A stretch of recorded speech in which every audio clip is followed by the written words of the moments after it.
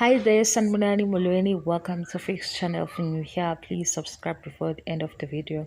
If returning, thank you for love and support. I appreciate you.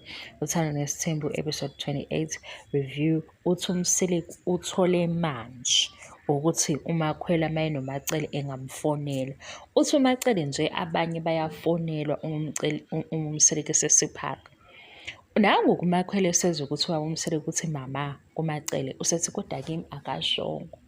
Useyaqhathanisa already uMakhwela guys. Okunye-ke ingane uMakhwela de uyibuka lapha ku-TV leyo dokotela i-TV le yey'ngane mayisesesiswini. Yena nje eqala nqa ukuya uhambe yedwa ngesimo aphila ngaphansi kwaso.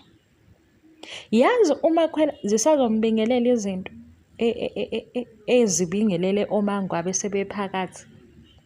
Naye azothi hawu masethi kodwa umayeni wayethini asikho-ke lapho. Bengithi mina isolution nje ikhona nangu uMacele nawe uyamfisela ukuthi-ke njengoba sekwenzeke kanje uyadingeka ukuthi ubaba abe seduze nengane.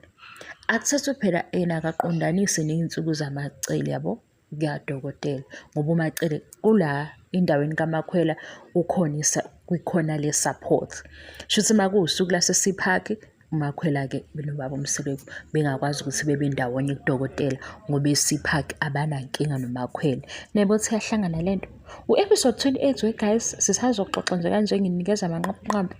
Mina bengithi-ke ngifuna ukulobo ngimbalele ukuthi uMakhwela mayesebabaza izinto lezi asayibhabaza manje usazobabaza okunye sesemzumbe phakathi. Asimeke kancane sibalinde beqede. Bye.